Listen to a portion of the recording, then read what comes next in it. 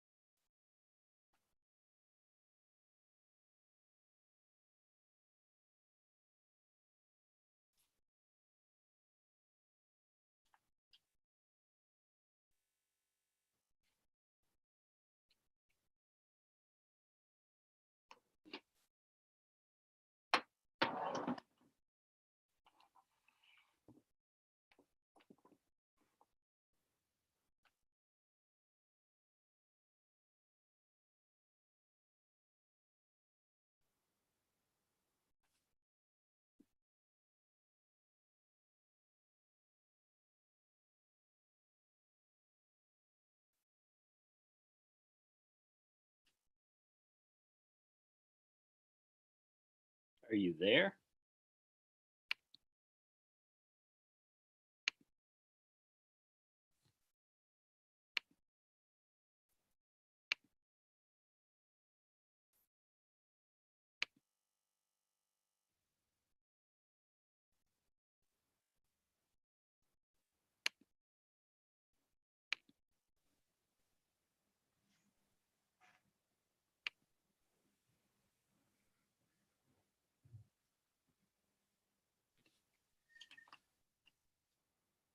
Hello.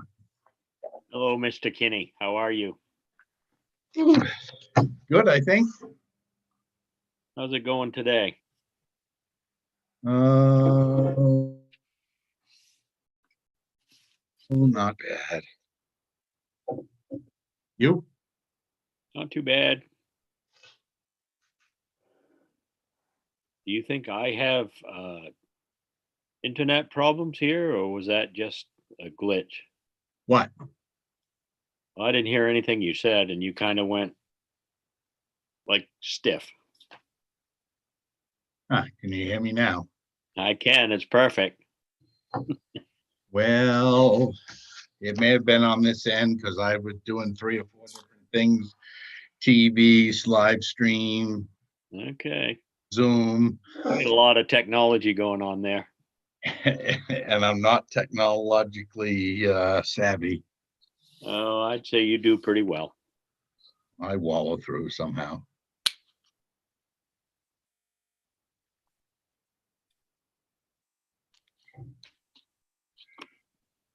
You keep your power through the storm? Strangely enough, we did, and I was shocked. Yeah, we seem to lose it the first time a bird flies by, but kept it through this whole last time. It was like, wow. I was shocked, really, but Maybe all the dead wood's been trimmed out of maybe. no questions.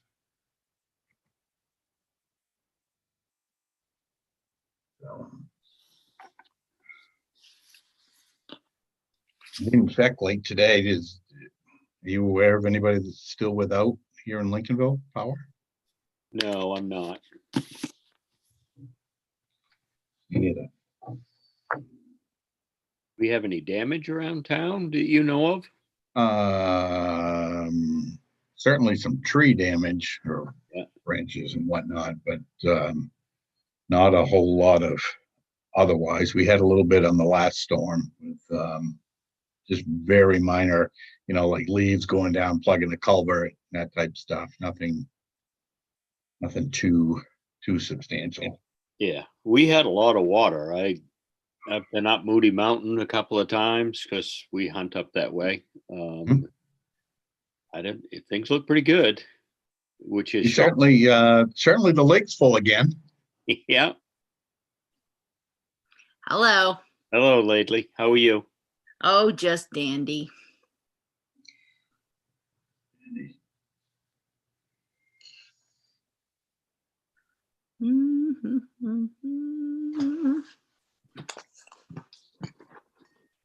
Hey, Mike. Hello. Lately, Dave, hi. Hello. Mike, hello. How are you? It's winter. It happened. It arrived. Yeah. No looking back now.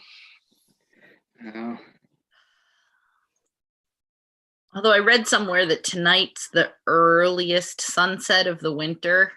Yeah. What time was it? 3:57. Yeah. 57. Oh, great. Yeah. But from here on in, it just it marches on, right? Yeah.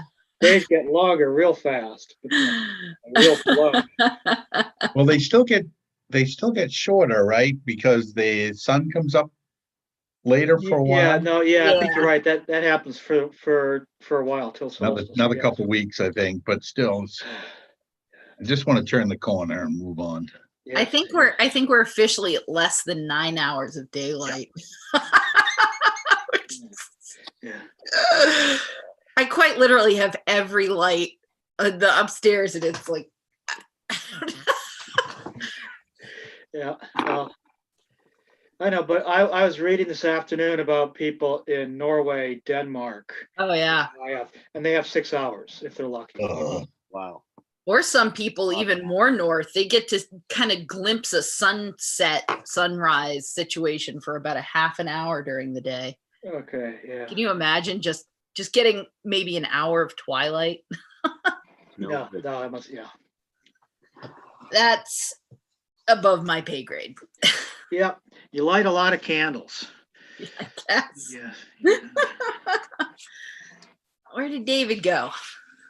Maybe just There wandering. he is.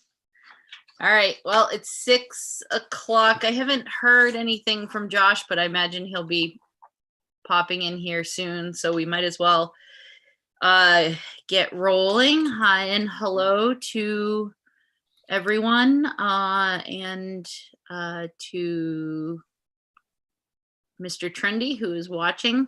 Good evening.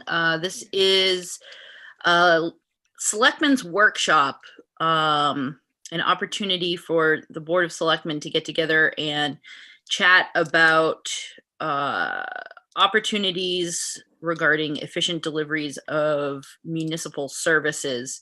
And before we jump into the conversation, just a reminder for everyone listening in, watching, that we are operating under the state of emergency as declared by the governor. And we are subject to the Main Freedom of Access Act. And as such, any action, although there's no action planned to be taken, because this is just a discussion, but would be done by roll call, including adjournment. And we do invite and encourage the public to observe, attend, and participate. Hi, Josh. In the ways that we've set forth, which is either sending us a message, an email in advance, or contacting us through the town office, or in a regular select board meeting to participate via Zoom, telephone, or other similar means of remote participation. And so I've killed enough time, I think, Josh, for you to get online. Hi, how Thank are you. How's it going? And so we might as well not waste any more time. As I said, that this is a workshop, so it's another opportunity for the Board of Selectmen to have an open conversation. And you have the myriad of documents, information that David sent out. And so if you have your efficient service delivery tour agenda, that could be a good place to kind of start this conversation. But I thought I'd just open it up to the group to see if anyone wanted to start the conversation anywhere.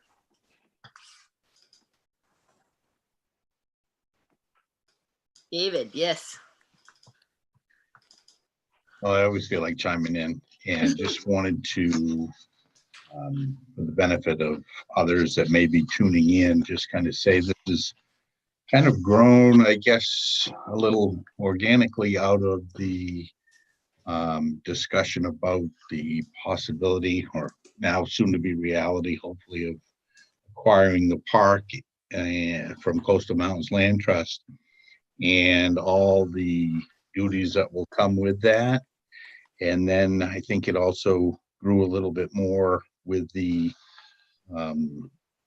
announcement from the road commissioner that he was not going to be looking to seek reappointment come July or whenever his term ends, the end of June. So we've got a number of things that we don't quite know how we're going to accomplish. So the group kind of decided or took a step back to kind of look at the whole picture, just for anybody's recollection of where we stand and why we're where we are, and why some of this stuff that you have doesn't seem to make a whole, maybe not make a whole lot of sense, but maybe together it does. So that's kind of what little background. And then what I put together in your packet basically just lists the positions that we have working for the town now. It doesn't include anybody we might bring on as day laborer or something like that, with full and part-time designations. The job descriptions for those, we didn't include job descriptions for the employees that are full-time. We certainly could have, maybe in hindsight, should have, but I figured the vast majority of those people, their plates are pretty full as it is today. So I didn't know if you'd want to be looking at assigning more to any of them or taking duties from them to give to somebody else. The remainder have all the part-time positions and their job descriptions. And then back in September, we had provided the list of our vendors and contractors for who does what and where, and rough amounts of how much we spend on those. And then it was Leslie had asked for some examples of what others in the area are doing regarding parks, and it's kind of all over the road, depending on the unique circumstances behind the park or parks at the various places. So it just included a brief description from Camden of their parks, what their budget is. They were nice enough to share a couple of job descriptions that they had for maintenance people, and a checklist that they use, at least for one of those positions. Belfast, I just put in a little quick blurb. Belfast has over 15 parks, which kind of surprised me a little bit when I was informed of that. And then the closest I could come for roughly equivalent to what the park property might be down on Atlantic Highway was Belfast City Park. They've got a number of recreational opportunities in there where the park is developed, but that's a oceanfront park as well, and it's got a lot of green space and some picnic areas and whatnot. And then just a quick blurb from Rockport about what they're budgeting for, just to kind of give you some ideas of the things we have to kind of make. We'll have to make decisions when we get to budget time on, who's doing what for upkeep and maintenance of this as well as improvements. So that's about quick and dirty explanation, but it just might be a little primer for you folks. Thanks, David, for that. Yeah. Yep. Well put. Yeah. And I guess I'll, go ahead and throw out there for the purposes of discussion that over the years, and specifically really in the last couple of years, there have been a few conversations that have forwarded my thinking in this direction of really encouraging the board to look at creating a new position for the town of Lincolnville. And it's remained somewhat amorphous and unknown of how that is going to be structured and formatted in the scope of how the town functions. But then really, I think in the last year, especially with the adoption by the voters of Lincolnville of this new park, it becomes obvious in my mind that we are missing a person who is logistical minded, database minded, organizational minded, strong communication skills, that can help coordinate the diverse set of public facilities that we have here in town. Because we have a working waterfront, we have recreational waterfront, both fresh and salt water. We now have an oceanfront park.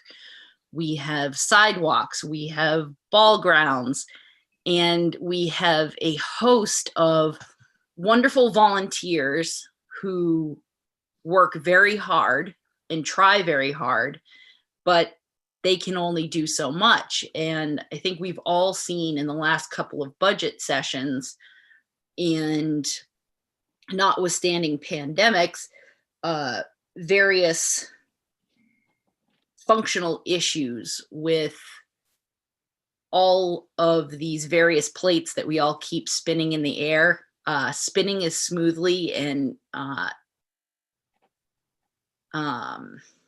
timely as they could be. And so I'd just be curious to hear everyone's thoughts on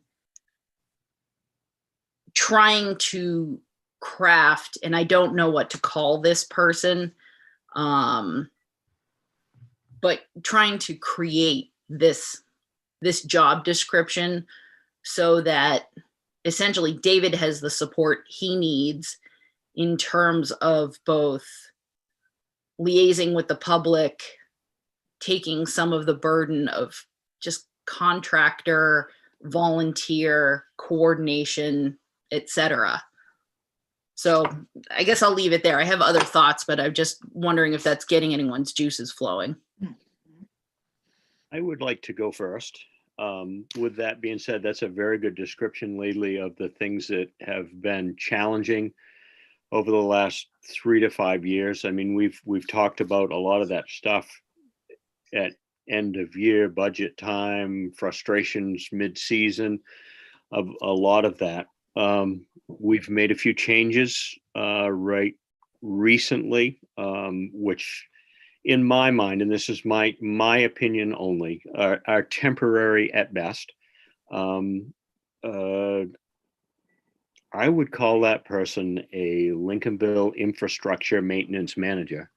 I would bring a few things under that title, and going through this list of items that that David has supplied to us. Obviously, we've got a road commissioner who has served us very well for many, many, many years, and he's put in more time than he can even tell us that he has put in. That's a big void when he shuts the door and he's done. Under this new position, I would like to see road commissioner, harbor and or pier management, and municipal exterior grounds municipal property exterior grounds maintenance to include, that's going to be the fire department, town office, Penobscot Park, which is the park we're about to take possession of, ball fields, Veterans Park, and whatever we're doing down to Duck Trap. I really am not interested in hiring somebody to mow all kinds of lawns. I'm interested in creating a position to manage a process, a hands-on person that when things get behind, they do jump in and do things that isn't really in their job description. But if there's something that needs to be done and someone just isn't getting it done, then I expect that person to move forward and get it done. There will be a job description that it would be lengthy, but very, very precise. I mean, it's a person that's got to be engaged. It's a person that's organized. It's a person that is a communicator. And with connections to the community and the surrounding communities. I looked at some of the information that David supplied us, what other towns are doing, and some of it is good, and some of it, to be real honest with you, didn't understand how they're doing it with what they're doing. But anyway, Lincolnville is different. It's good to have something to compare it to kind of take pieces here and there and bring it in under what we need to do. As far as the harbor, actually, we'll start with the road commissioner. The road commissioner has got to be someone who's hands-on, going to work close with David with what we've done in the past. I think what we've done in the past with our road maintenance is working. Our roads are great compared to other towns. We're a little bit behind on a few things, but I don't think that's our fault. I think it's because we're waiting for the people that we've hired. In the harbor, I think that's a twofold. That's a two-person thing. That's someone to manage the oversight of everything. We've got a harbor committee, which I feel we should rely heavily on as a steering committee. The harbor master is to delegate to the assistant harbor master and confirm that things are getting done, and be the liaison between the harbor committee and the select group. And the inland harbor master, we have the best inland harbor master that there ever was, in my opinion. I think we need to take some direction from him as well. So he's that third person to our situation. I don't think we could ask for any better person right there. So I think we should take direction from him with a few things, and this infrastructure manager should manage his process as well.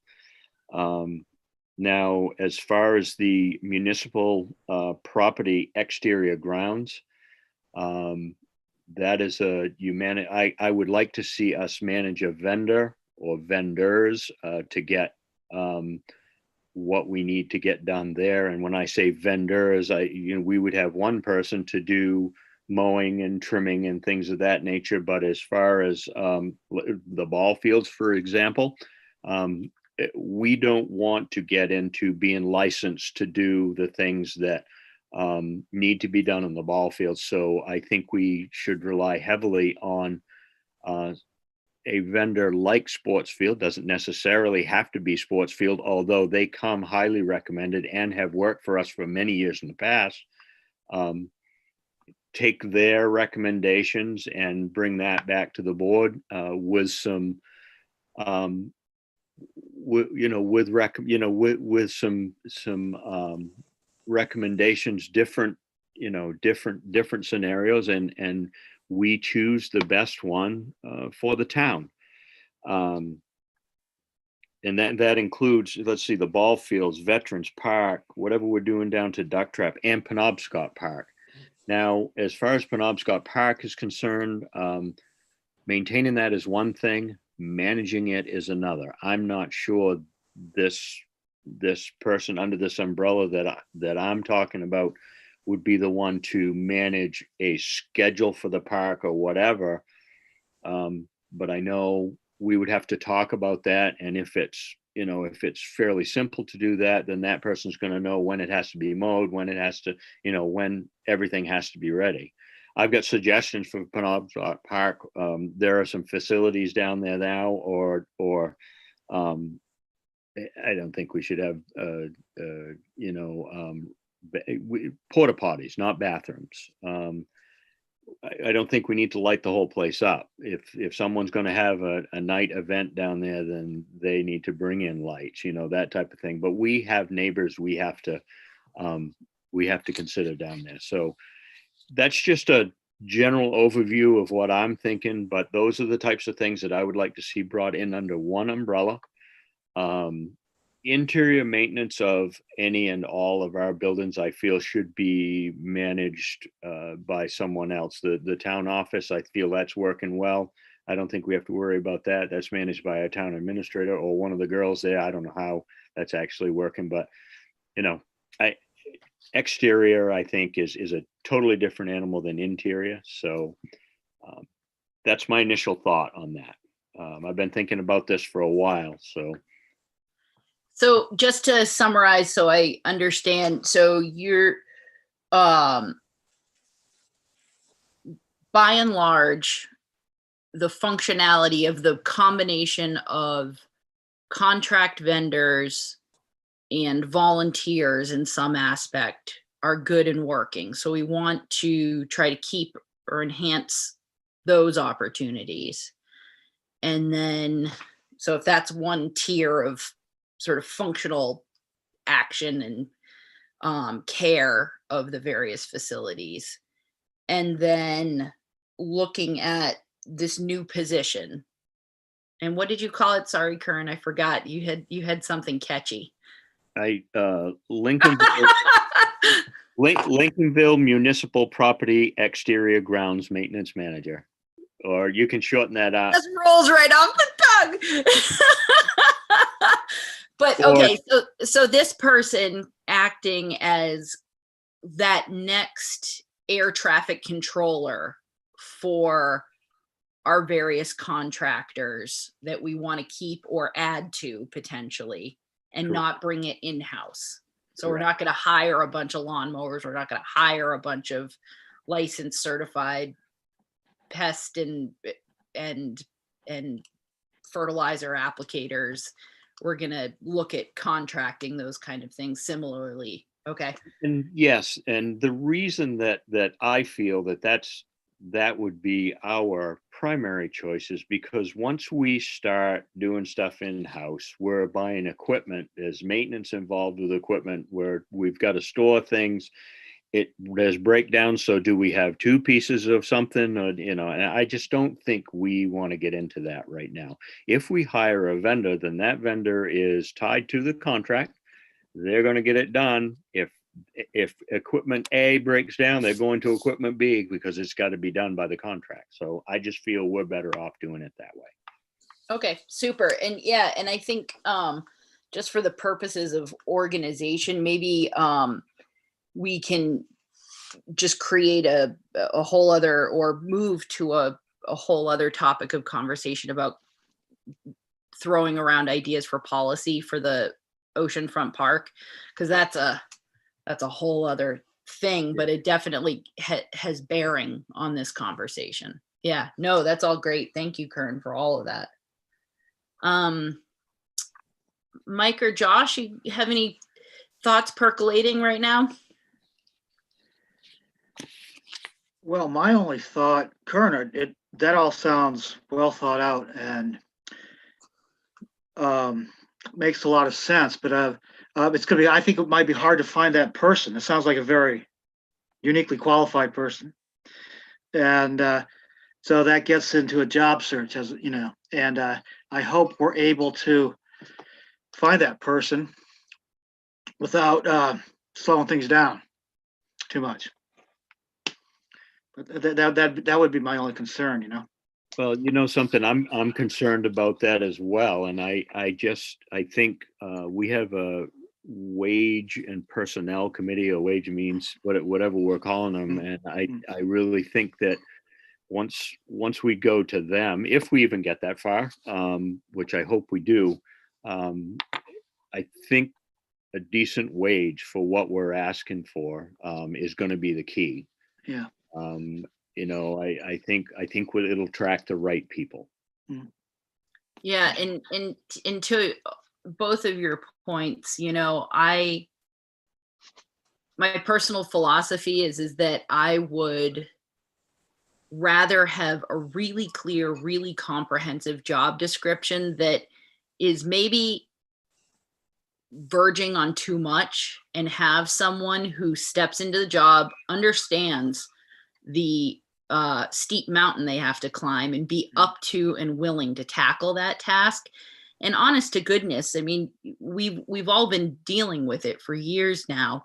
Once you get your feet underneath you, I mean, it's not unlike becoming a selectman, right? You know, the scope and breadth of all of the things you have to know and understand.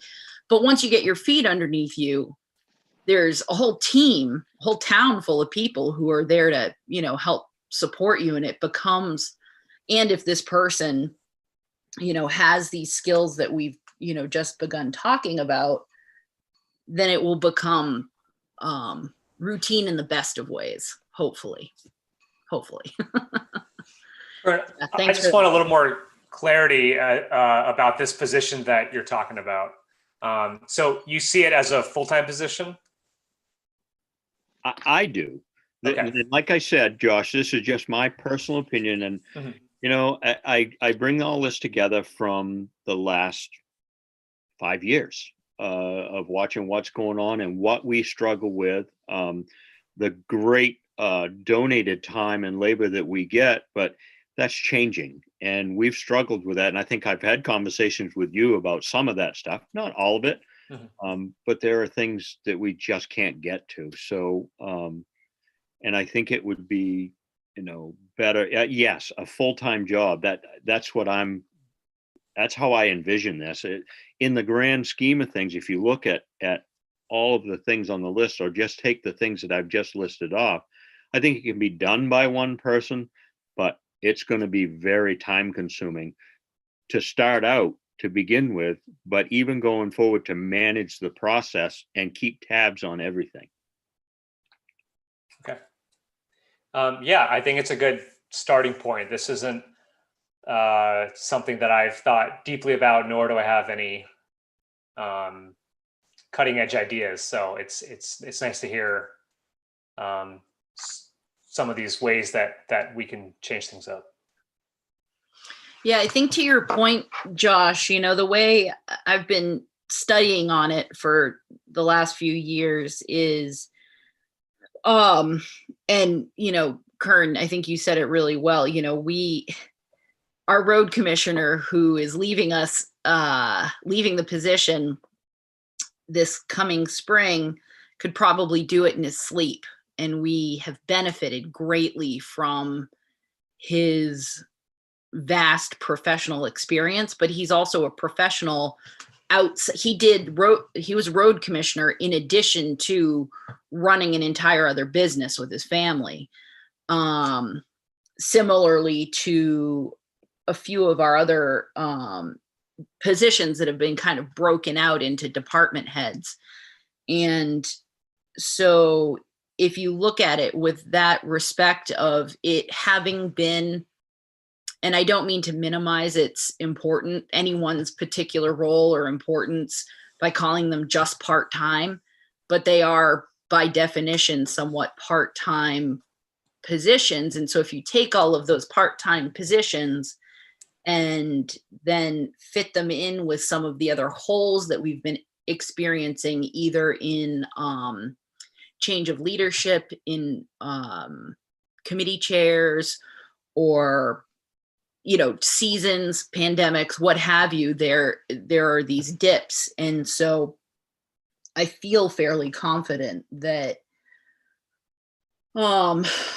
we can certainly at least create a full-time position that, if this person is, as Kern so aptly put, looking at exterior public facilities, I think that person would find themselves delightfully busy.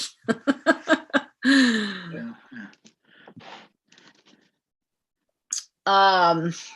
I mean, really, it does come, I think, Kern, I think you said it is maybe figuring out what the next steps are for us here, and then looking at trying to task the wages and personnel committee with helping us with this. I did have a thought, and I don't want to scare our town administrator, but I've looked at, how many job titles do you have currently? I don't know, doesn't. 12? Yeah, at No, least. I'm just, No, I just think he's this. You're the sextant too, right? Which, whatever that, anybody know what that is? We have to have one, so he is it. So there's another thing that I didn't even bring in here. We've got cemeteries all over town, and my personal opinion is we need to honor those, honor the people that are in them. And this last summer, we had, or our people who manage the cemeteries, or the maintenance on the cemeteries, it was very challenging them to get people, or to get help to maintain the cemeteries, just for very minimal times throughout the summer. And that's another thing that should be added to the list, maybe down the road taken off the list if we can get someone to manage that properly. But if we can't, I feel obligated to the people of the town and their ancestors to have a hand in making sure that our cemeteries are taken care of in this town. I know the town is not responsible for that right now, but maybe that's something we should take over or have a hand in, so that we know things are going to get taken care of.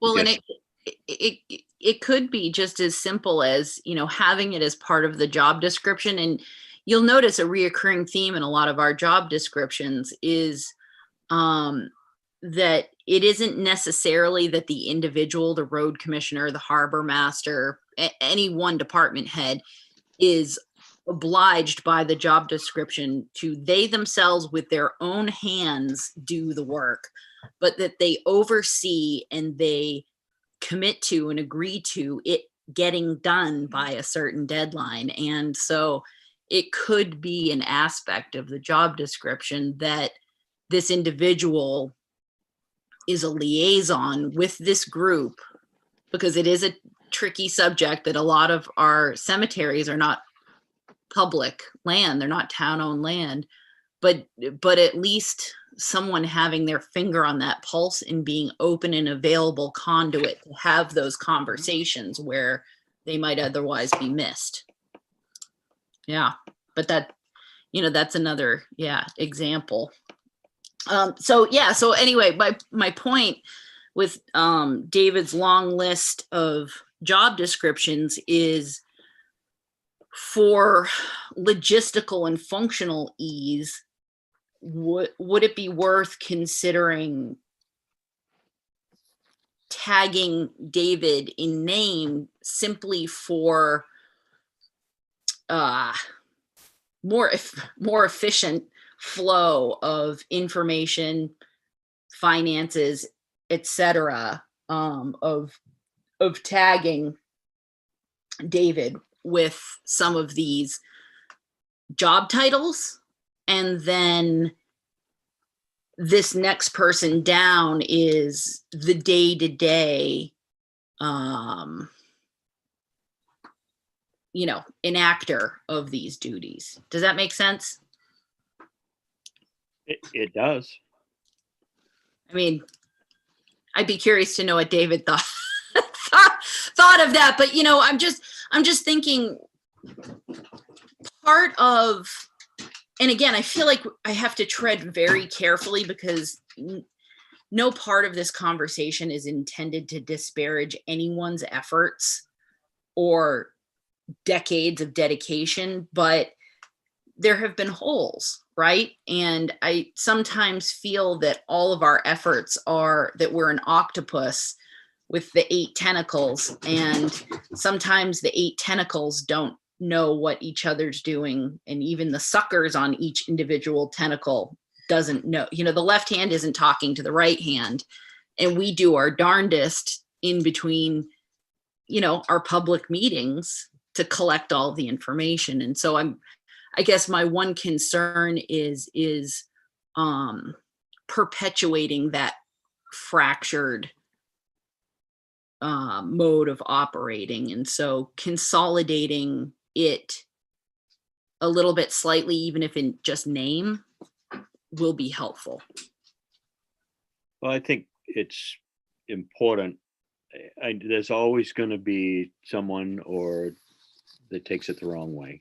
And that's unfortunate, but I think the thing to remember here is I think what we're trying to achieve is to better represent the taxpayer's dollar at the end result. So, and get as much as we can for the taxpayers' money. So I'm willing to talk to anybody about that. If they're upset, I've put in all these years and it's like a slap in the face, and it isn't. This is not a slap in the face. It's help. It's to fill the void. It's to maintain what we've been donating all our time to. I don't see how anybody can argue this. And if they want to, I'm ready to talk to them about it, because I think we're going to do a better job of managing the taxpayer's dollar.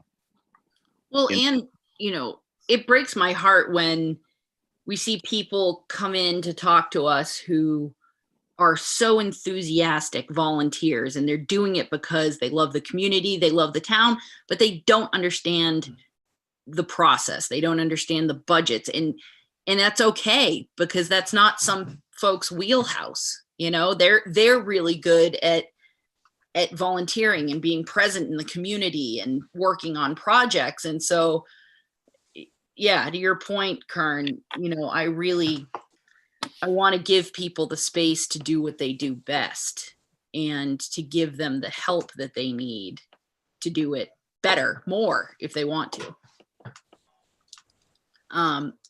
So David, I kind of threw you under the bus a little bit there. I'm just curious your thoughts. Well, certainly there's a lot of thoughts going on in my mind, but certainly we've had, the town has had the bargain of the century probably with the road commissioner in terms of time he's put in versus compensation, and work he's got done versus what we've offered for compensation. And I think Bernard's middle name is probably Lincolnville, maybe not on his birth certificate, but in his heart. And it's interesting to hear you say, give David another title. But on the same token, when I sit back and I think about just about every title I have beyond town administrator, I'm the treasurer. We have a finance director who does the lion's share of that work. Now, there are certain things as treasurer that only the treasurer can do and sign and that. So I do, but she's preparing most of that work for me to review and then put the pen to paper. Same with the role as town clerk. Required by charter to be appointed to town clerk, but We have a different person in the office that does the bulk of the town clerk stuff. So there's some merit to it. I certainly don't want this to be, you know, perceived as a Dave Kinney power grab or something like that. This whole thought and idea really has to be driven by you folks as policy setters and your ideas and concepts, and then we can take and kind of smooth some of that, you know, the rough edges, and get it a little more refined. And it is something that if you do choose to pursue this down through budget and town meeting, I mean, ultimately it's going to be like all these jobs, they're works in progress, and they'll have to be refined over time. But if you never make a change, you continue doing what you've always done, which may work, but may not work all that well. I think there are avenues and opportunities available to us to do a number of things better. So this is going to be, I think it's worth, you know, the conversation, pursue, see how we can make it kind of flow, and what the cost to it will be, and what the savings from it might be elsewhere, and what the benefit, you know, comes from this. Because if you have one person that's spread out trying to do too much, they get it done, but it may not be timely, and it may not be done as well as it could be done with a little more effort and attention to it. So probably, I'm just thinking as all of you have been talking a little bit, maybe the next step would be for not the meeting next Monday, because I know what's coming on the agenda and needs to get done this week, but rather than just jumping in with trying to get a job description, maybe, for lack of a better word, put together an organizational chart for you all to say, you know, here's kind of what I've heard from your conversations thus far, you know, starting with the Board of Selectmen to the town administrator, and then how that filters out, and which duties and responsibilities fall to whom where. I think that might be helpful to graphically show, you know, how all these things get done, and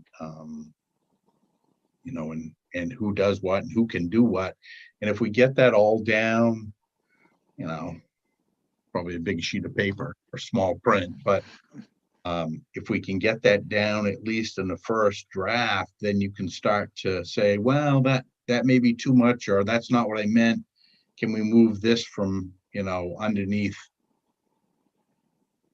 this whatever long title that Karen came up with to underneath somebody else, and just kind of assign the, you know, the overall, the overarching task to the various individuals, and then from that ultimately can come a job, you know, description, when we have at least refined some of the thoughts that have been thrown about. And then ultimately to put a cost to that is going to be, you know, maybe we can match that up with that position up with what somebody else kind of similarly does. And then ultimately, you know, I think you're right that we need to kind of turn wage and personnel, or some group, well, wage and personnel is tasked with doing job descriptions. But if we can get the basics, and then maybe have them morph some of these job descriptions together, and then look out and see what, you know, what does a position such as this cost out in the world, or what is this worth? We want to make sure that we don't shortchange ourselves, because this just listening to what's been bantied about, you know, there are not an awful lot of people out there in the world that can do that.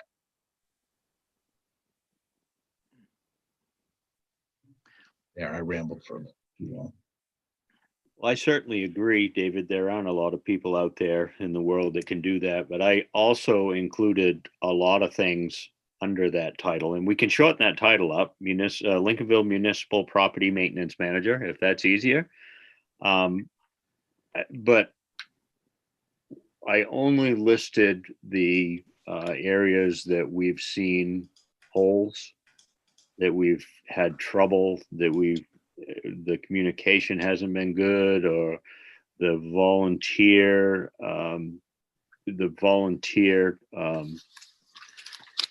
group has kind of fizzled, things of that nature. So those are areas that need attention or consideration. I'm not looking to hire a superstar that can do everything and take on more. Or it'd be great if we could find somebody like that, but we also have to look out for the town's money when it comes to wages as well. So, I'm looking to take some of the burden off. Obviously, we've got some extra burden that's being handed to us, with managers or chaired, our road commissioner, telling us he just can't do it anymore, and I get it. So, these are the areas that maybe there's some of them that we can take right off that list if we just, if we divide them up and manage them differently. It is quite a list. I agree. It's huge.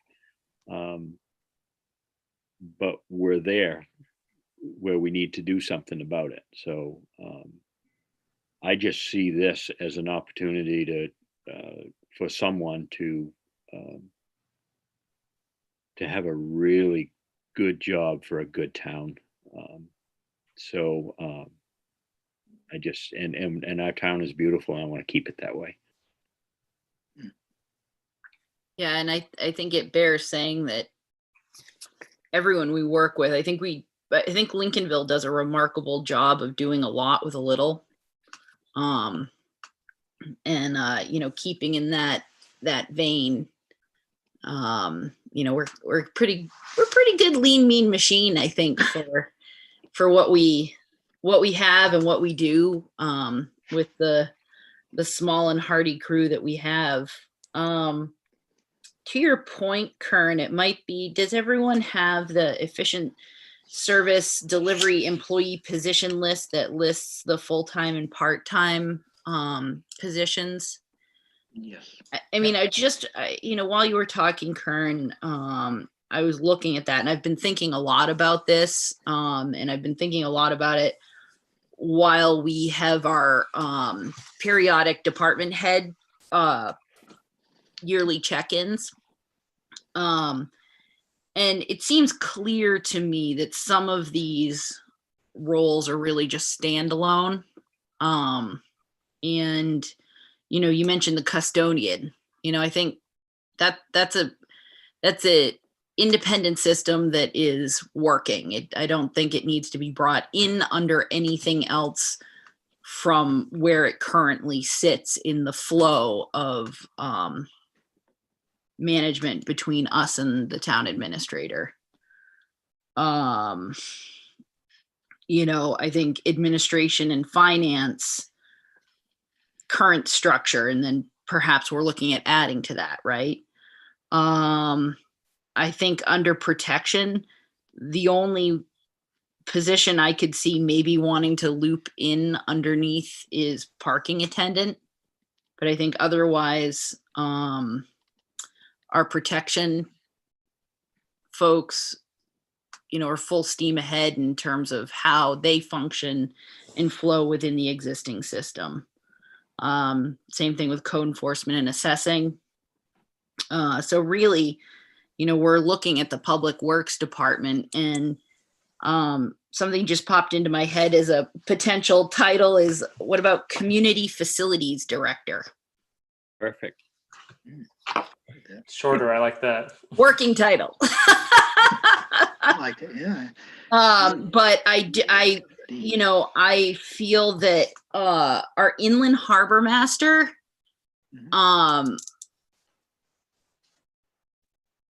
really knows the job, knows what he's doing. And so I think it would be, worth having that conversation of how he fits in to that conversation. But I think you put it very well, Kern, that he's a great man for the job. We're very lucky to have him. And so, yeah, just seeing, I appreciate the town administrator's suggestion of creating a visual representation. I think I certainly am a visual learner, so I think that could help organize this conversation. Other thoughts from anyone else on this, right? For the moment. Well, I look forward to having David draw up that chart. That'll be nice. But I also want to ask David, in listening to this description, does it ring a bell with what other towns may be doing? That is, does it seem, oh, this is similar to what Newcastle has been doing for the last 10 years or something like that, where we might be able to go there for some input? There are certainly some similarities. Of course, the uniqueness is every town is set up different. Yeah. And they've all grown independently of one another, but some communities have made the leap and created a public works. Mm-hmm. Some have done that out of necessity because they just ran out of contractors that could or would do the work, or they weren't satisfied, or they weren't getting what they thought they deserved. And that's a big, expensive leap, to say the least. But sometimes necessary. It looks like, I'm not sure we can draw an exact parallel, but we probably can certainly steal or borrow ideas from other communities and how they've organized themselves. I can think of a few that I probably will reach out to in the next, week or 10 days to kind of say, how you doing all this? It looks like, when Laidley was working down that list, that she got to kind of the inland harbor master and kind of said it didn't fit in that category under public works, and he is a little bit of a hybrid, in my own mind, to think it's more of a it might be more of a protection type position, more of an enforcement type role versus a get it done. I mean, he's not really, if you look at the job description, he's not in charge of a physical asset, so to speak. Doesn't oversee, the floats at Breezemere Park, unlike the harbor master that oversees the pier and the floats and the launching ramp at, in Lincolnville Harbor. And probably Inland Harbor Master has been under Public Works since before my arrival. And then we've continued on that tradition. And I think it was probably because they lumped together Harbor Master, Deputy Harbor Master, and Inland in that one category. But, I think when we get that organizational chart, and maybe I can steal some from other communities, see how they may be set up, if not on a piece of paper, at least verbally. I think it'll flesh itself out, and we can assign some of those duties and maybe steal some ideas from other places. I think that's certainly an opportunity that we to date really haven't explored. David, you found the thread. You found the thread that I was reaching towards. Yeah, you're absolutely right. The Inland Harbor Master is an enforcement of ordinance, because he's not down there enforcing anything with regards to, say, Breezemere Park or any of our inland waterways. So yeah, great. Thank you for articulating that. Yeah, and the other is, we talk about, I heard somebody mention the grounds like at the fire station.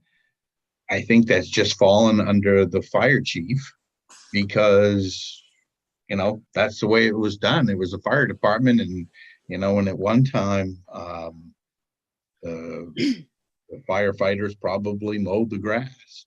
They did. Well, and I know they did at the center station. And then, it just became to the point where, it was one or two people that were doing all the work, not all the work, but the vast majority of the work on the grounds. And it just became overwhelming for a volunteer to do that. And, the firefighters used to plow snow at the fire station. Right. And do we want our firefighters focusing on plowing snow, or do we want them fighting fires? Yeah. Well, we don't want them fighting fires unless it's absolutely necessary, but right. But but if they had we've kind of morphed how we accomplish things based on the duties and responsibilities have grown over time. If you look at still pick on the firefighters, what the firefighters have to do and know now for training, they're putting in a lot of time, which, if you roll the hands of time back 20 or 30 years, not to say they weren't dedicated, but they would show up to training and then, go fight a fire, drive a truck. And, mowing the lawn wasn't that bad. But now when you have to train every week or twice a month, and, and you have to do certain training, or you can't show up to the fire calls, or you can direct traffic, but you can't even traffic control for that matter. You have to go through a certain training protocol in order to stand out there and with a stop slow paddle.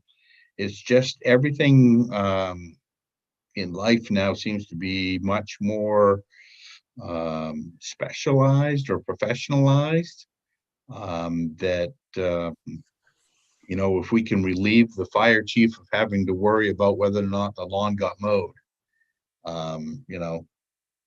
because this person is going to oversee it, great. And if it's not getting done, the fire chief doesn't have to chase the contractor. He can pick up the phone or shoot a text to whoever that we've got, besides me. Yeah. And that's the crux of the conversation is there a certain town administrator has been the little Dutch boy with the fingers and a number of holes in our dam here. And yeah. And gladly so. Okay. Well, anything else on that particular topic conversation for now or until next time? We'll say until next time. So do we want to talk about our oceanfront park that we will be owning at some point in the future here, near-ish future? Kern, you kind of started into some thoughts that you had. Do you want to expand on those at all in terms of, you mentioned some of the pieces of infrastructure down there? Yeah. We need to, I guess I didn't realize, I feel that we're going to need to put a little bit of money into access down to the, into steps to access down to the water, although there's no sand down there. It's all rocks. The other thing is, I really feel that we don't need to maintain septic system, bathrooms, and things of that nature. I think, I think it would be money ahead for the town to, contract for porta potties on a yearly basis, like we do at our other facilities. And lighting, electricity, I'm just not sure we need that there.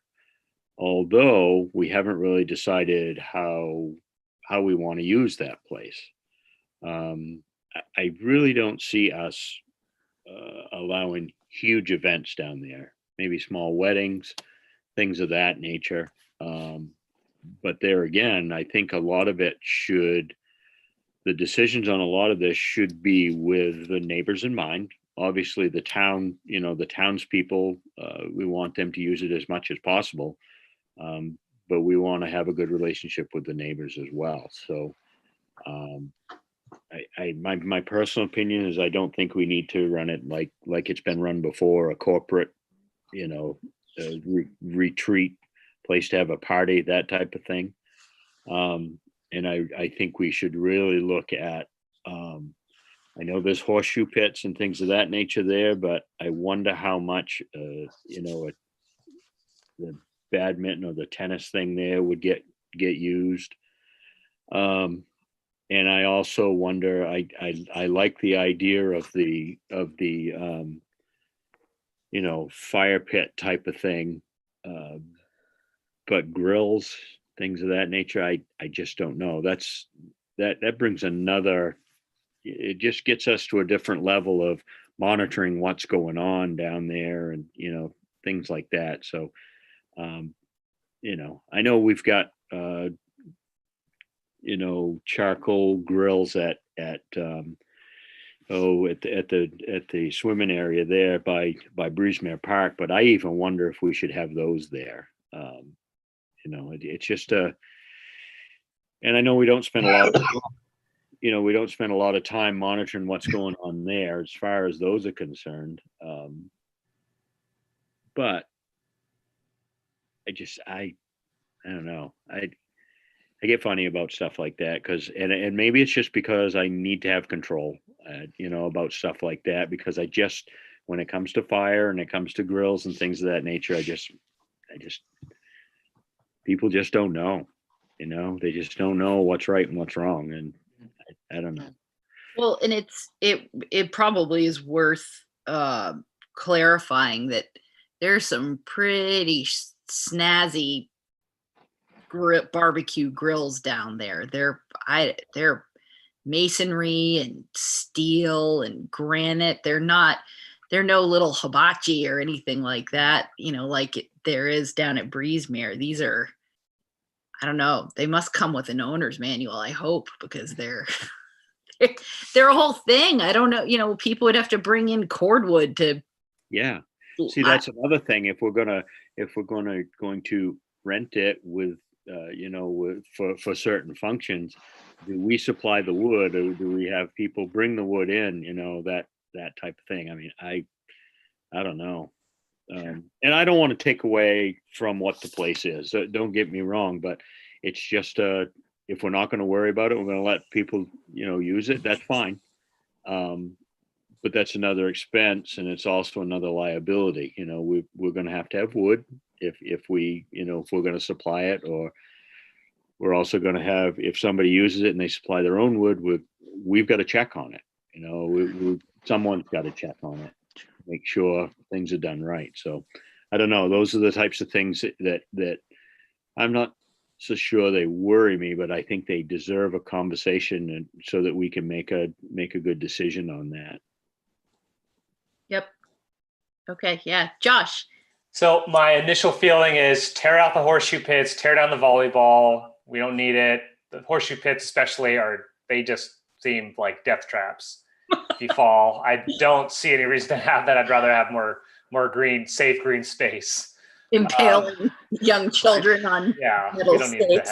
The grills, when I fiddled with them for a moment, I had no idea how they worked. I still don't know how they work, but they're definitely very expensive infrastructure, and I would like to at least explore continuing to use them. I guess I first need to understand personally how they work, and then I'll have a better idea of what I think about them. I agree. Let's not bother with the bathrooms having being open to the public. I think we really need to find a way to expand parking, because it's such a beautiful large space and such a tiny parking lot, and obviously we don't have a shuttle service like the place used to have.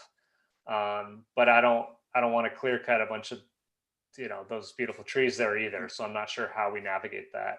I do think there's a well there, I'm assuming.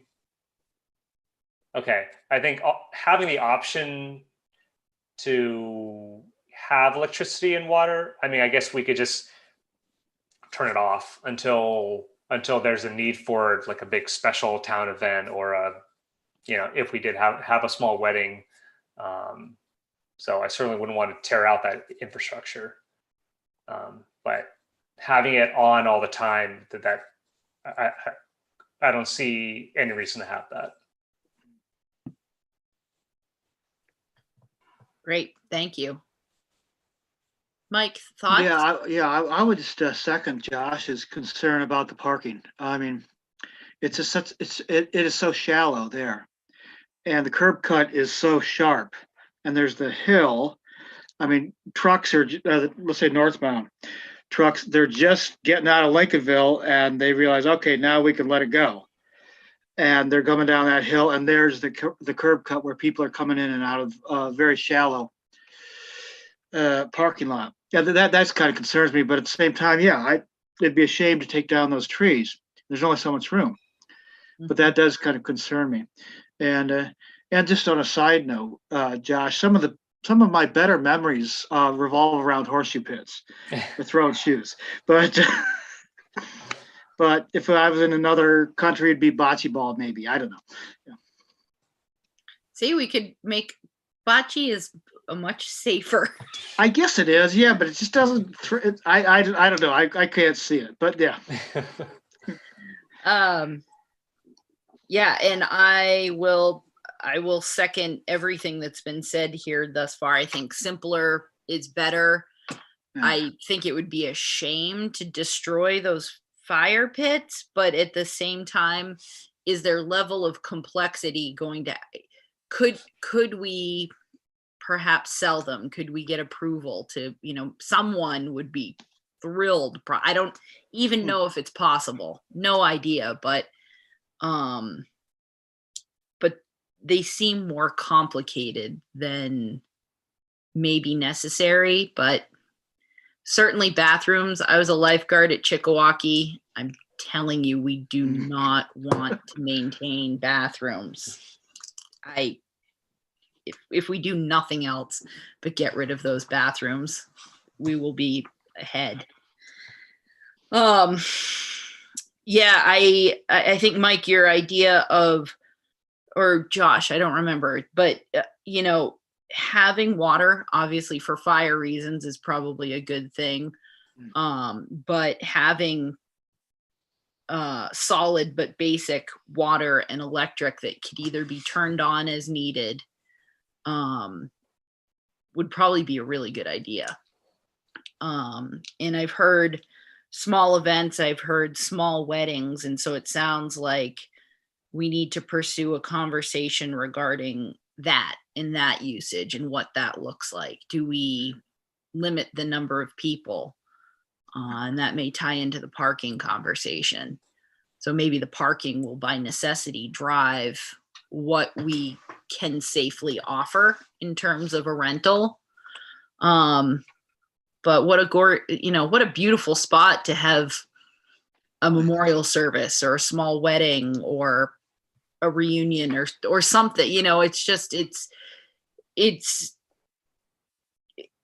assets are in the lawns, the view, and being able to take in this gorgeous bay that we have. And I think, to your point, Kern, it is waterfront, but it is not a beach, and there's no legal access to a beach. So we should certainly flesh out and explore that conversation when it comes to policy of how we are going to handle access down to the water. 'Cause inevitably, people will want to poke their heads down there. Pets, we're going to need to have a conversation about pets.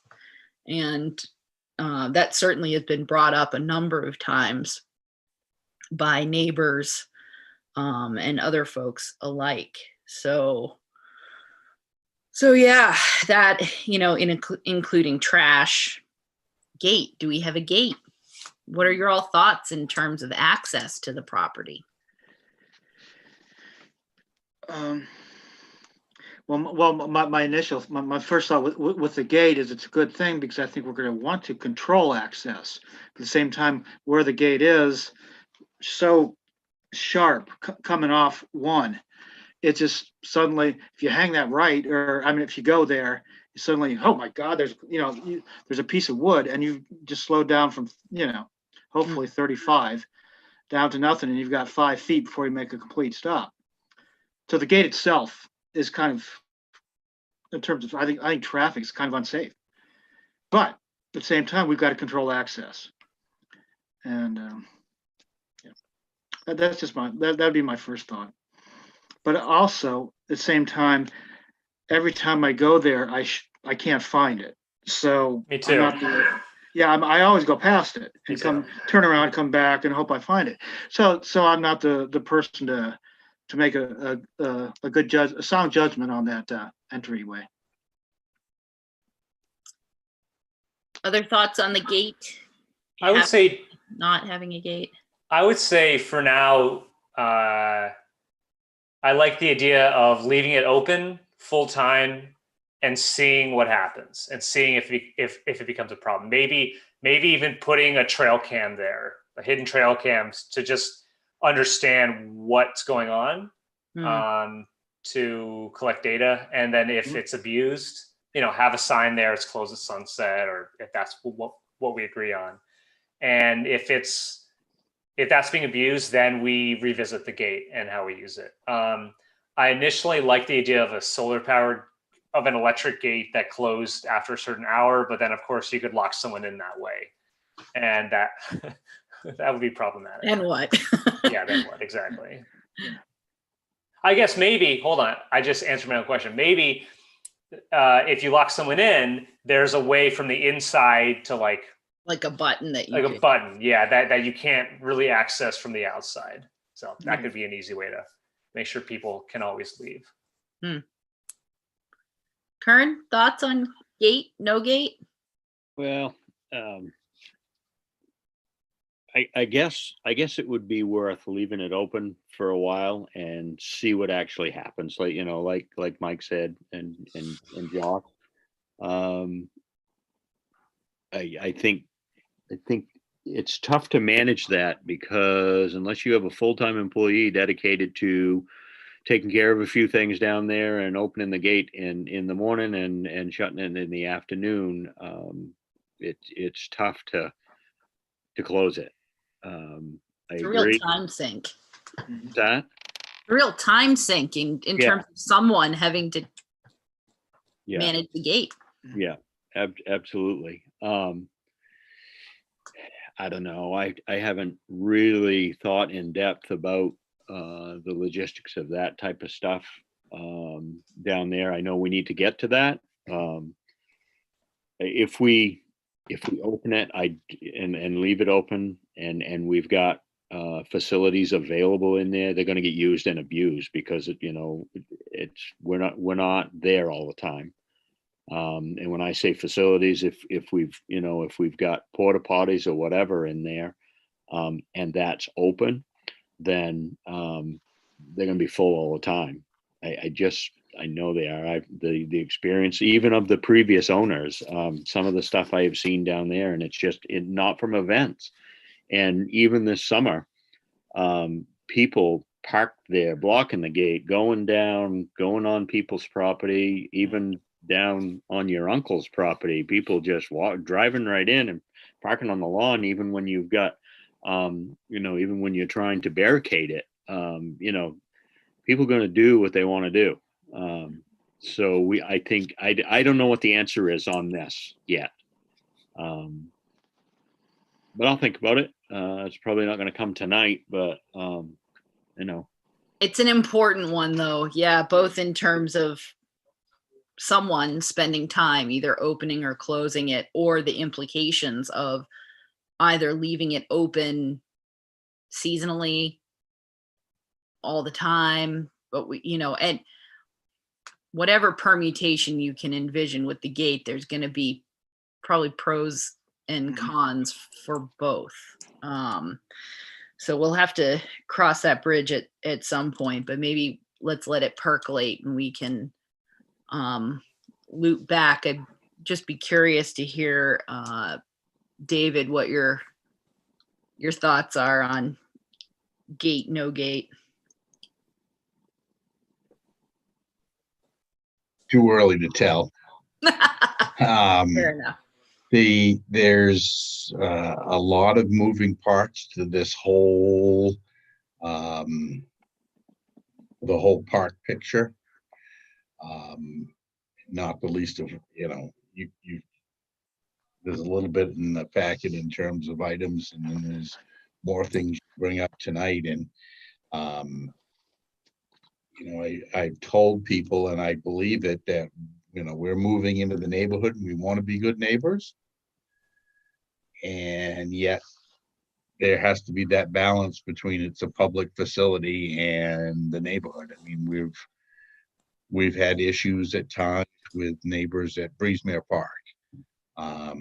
And a lot of that it hinges on who uses the facility and how they're allowed to. I mean, we don't have a gate at Breezemere Park, but we do have signage that says, it's closed from, I don't even know what it says, but certain hour till sun up or something. And, to the greatest extent, that's pretty well followed, but there are nights in the summer when it's hot, when people are there, and either the neighbors deal with it, or they complain, or they go over and kindly say, can you move along? And the management and enforcement of whatever rules we come up with is going to be key. And there are parks that are closed in the winter or open in the winter. So we've got a fair amount of work ahead of us. And I think probably just starting these conversations and getting all your juices flowing, get it down on a piece of paper, is going to be essential, because we're going to get into budget time and we'll need to have that program. So we'll have to flesh this out, as we move forward in the next couple of months as to what do we envision as of July 1. We've got a little bit of money for through to June 30, but you could spend that pretty quickly if you put somebody down there to let people in, let people out, chase people around. More to it than just the easy vote, I guess. Yeah. As I'm thinking about this, we could open it April 1st to November 1st. Gate open all the time.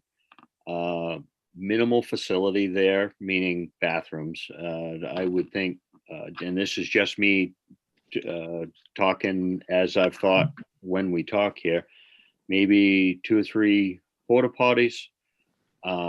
We do the best we can to expand the parking in there without damaging the trees that are in there. And I think, if I remember correctly, there were bushes and suckers and all kinds of stuff that were grown up there that I think we agreed we could get rid of that stuff. And I think we could expand the parking there a fair amount. And see how that goes. Also some signage, although the gate be open, much like Breezemere Park, have it from a certain time in the morning to a certain time in the evening.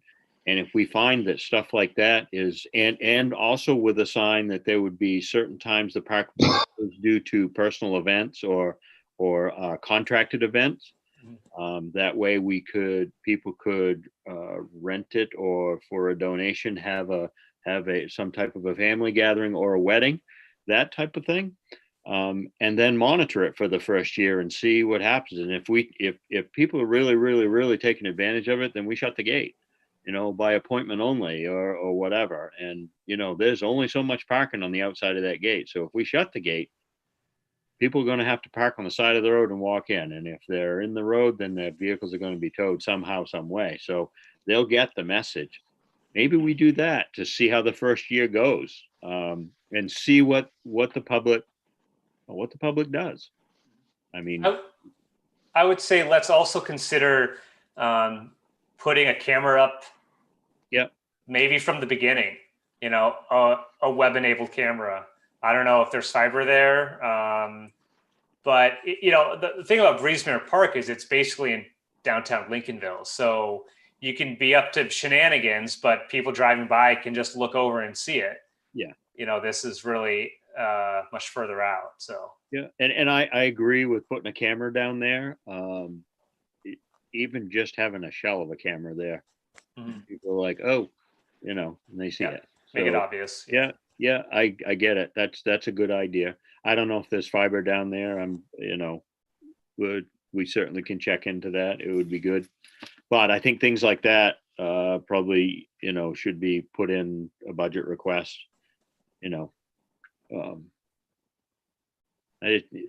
Those are the things that come to mind as we talk about it. Yep. Yeah, those are all really excellent thoughts and suggestions, and we're bound to make mistakes that first year, but those will be our opportunities, is giving it our best first try and then fine tuning it from there. Yeah. The other thing that you certainly don't need to resolve any or all of this, but came up a number of times was, are you going to try to control access to Lincolnville residents, seasonal or otherwise, or just if the gate's open, come and enjoy? Again, short of having a park ranger sitting there and asking for proof of your home residence, I don't know how we could realistically police something like that. No, nor do I think we would want to. That feels very unwelcoming to our community. So. Yeah. And in the first year or 2 years, we will see if it's being abused by people who aren't Lincolnville residents. And we may want to revisit that. But at the same time, like Laidley says, it's not as if people who live in town carry their papers with them at all times. Yeah. I mean, and nor should they, of course. And yeah. But the one thing I was going to add is that I hope, I love the idea of let's give it a year or two and see how it works and monitor that. But I hope that we have an opportunity, and this is all pandemic related, to work with the neighbors as, I don't know if we'd call them stakeholders or not, but just to make sure that they are included throughout the decision-making process. I don't want somehow, for example, let's say, this is off the cuff example, if we were to have events, parties, weddings, whatnot, and somehow fireworks were to get in, or amplified music, or that type of thing, we want to make sure that we don't allow things or build it so that these things happen, and then the neighbors are, or put upon. So I hope we have a chance to work with them more closely. Well, I think if there are events that are actually planned and are done through the town, I think a courtesy call to the neighbors, I think we would do that anyway. I know the previous owners always used to do that. Right. That's another conversation of amplified music and fireworks and things of that nature. Right. So, that's another thing to add to what we've got to decide of what we want down there. Yeah, requiring special event permits Absolutely. or something similar Yeah. to that. And as we get a little further or a lot further along in the conversation, looking at, I think there's a number of implications. And the first that comes to mind is the charge to the Recreation Commission and creating, to your point, Mike, creating opportunities for the stakeholders, the neighbors, the people who will be directly impacted, to be able to contribute in a constructive and functional way. Yeah. Without unduly overburdening them with the responsibility of being de facto managers. And of course, because it's a public facility, and to David's question, we are a town that has both the privilege and the burden of a lot of public facilities. And as such, we have to consider who the public is and what the definition of the public is.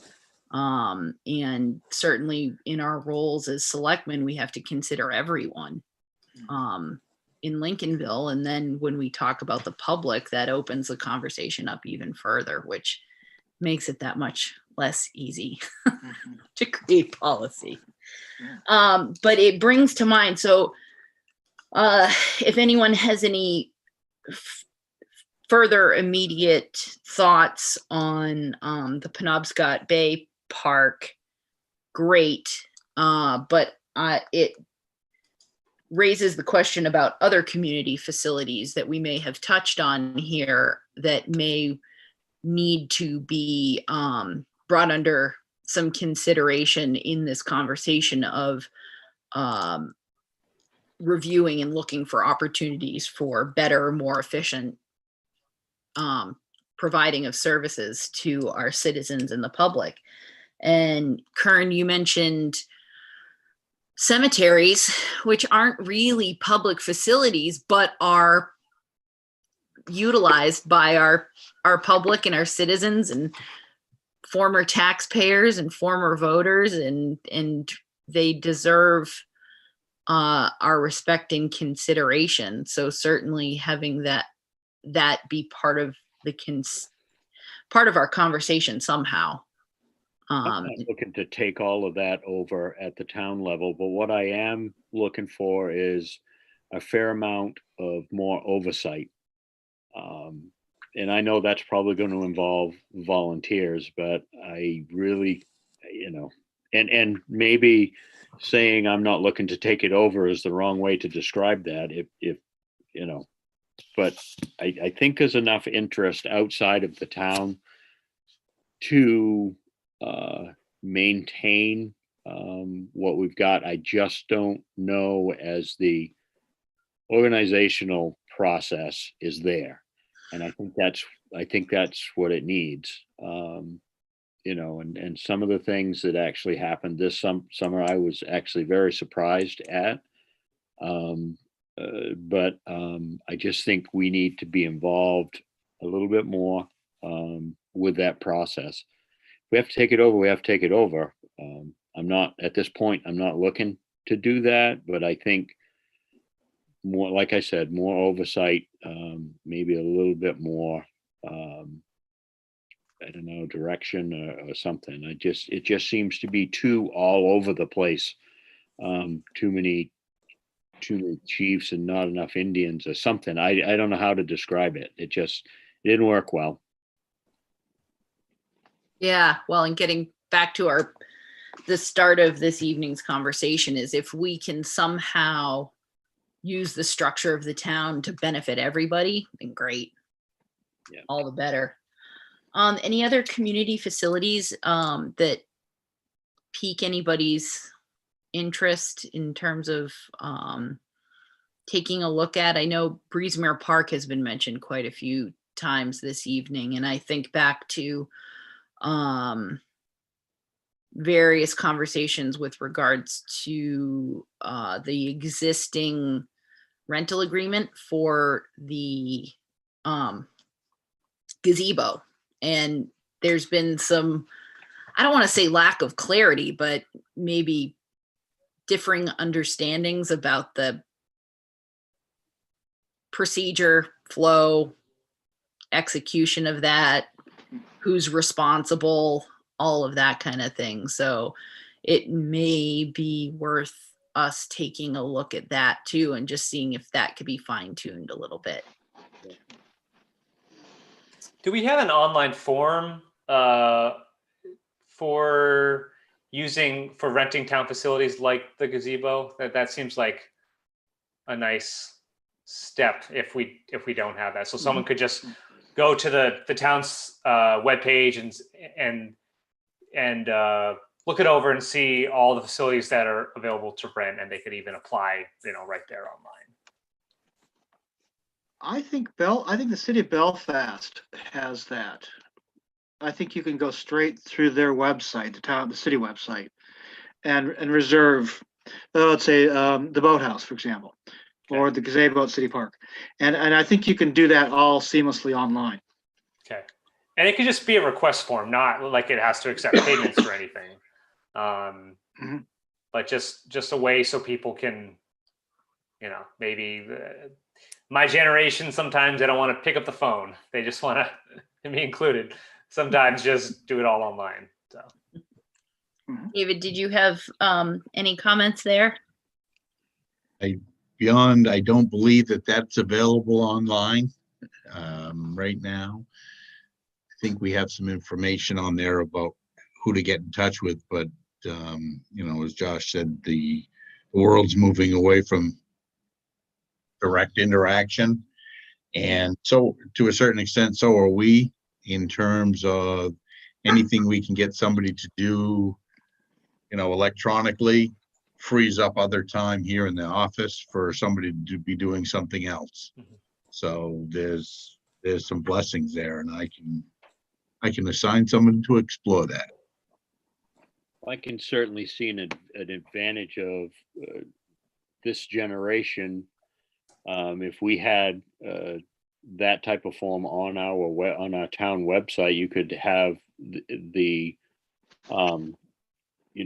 community facility that, we've only got so many that Joe Q Public would be interested in using. We've got the ball fields, we've got Breesmere Park, and now we've got Penobscot Park, and there may be another area there to have on that form, but they could kind of check that and, a brief description of their event. And, I don't know if this is going to be a huge moneymaker, but I think we should require a donation if there's going to be events or something of that nature. But it's a start. It's a talking point. I know if we rent it, then we've got to ask for some type of proof of insurance, I think, or something. So, maybe that's not the right thing to do, but hey, it starts the conversation anyway. Myself. Yeah, so it might bear us looking at whatever existing kind of engagement or rental agreements we have, and then, do they need tweaking? Yeah. Well, great. Anything I'm missing, David? I know we did talk about the ball fields, but I think or the athletic fields, but we talked about contractors there. Anything else that I'm painting too broad strokes over? you're muted. We all do it. All right. I think in terms of getting the ball rolling. Why am I getting feedback? Mhm. Myself. Try that again. Isn't that weird? Yeah. Is it happening to everybody? No. Let me try again. One of the mysteries of cyber world, I guess. I think you've started down the road of answering a number of these things, so we can go to the next step in terms of starting the budget discussions and putting together a little bit more clarity. So I'm thinking for the employee stuff, looking again, going back to perhaps putting that job description together, and maybe for the park issue, we can take the little exchange list that's in your packet and expand upon that, maybe with some questions or decision points, maybe a little more brief explanation about why it's on the list and what some of the issues are. We may not be able to get 100% of the issues, but we can take the general thing about rentals and kind of expand upon that a little bit to, if not get to an answer, at least help define the problem a little bit more. Amplified music was something that might fall generally under rentals, but certainly wasn't a list, wasn't on the exchange list. But certainly something that we're going to need to consider, any noise source, because we don't want to be, one of those neighbors, I guess is the best way to put it. So I think you made quite a lot of progress, kind of fleshing out the basics, and we'll put it together in a different, the next level, and continue the conversation, so that in a couple months from now we'll be sitting down to discuss some budget requests, and hopefully by that point there won't be any major surprises. It won't be like the town administrators coming in recommending a new position and you'll all be like, what? Never heard of this thought before. It will be, this has been growing for 6 months, and we've got a couple more months. We can take this and refine it, and then we can get to the point where we'll assign $1 to it, and you'll have to make another decision.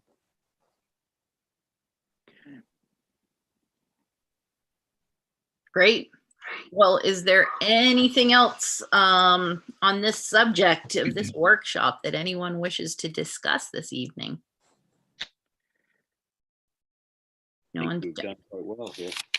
Agreed. Yeah, and I really appreciate you all taking another good chunk of another Monday night and off Monday night, and doing the town's good work. Much appreciated. And yeah, I feel really optimistic. What felt like kind of a vague ideas sort of coalescing into something that feels like we can work with. So I'll entertain a final motion if there's nothing further. Move to adjourn. Second. Moved by Selectman Late, seconded by Selectman Garrettson. Is there any discussion? Seeing no discussion, Selectman Late, what's your vote? Yes. Selectman Garrettson, what's your vote? Yes. Selectman Ray, what's your vote? Yes. Selectman Dunn, my vote is yes. We are adjourned. You all have a wonderful evening. Thank you.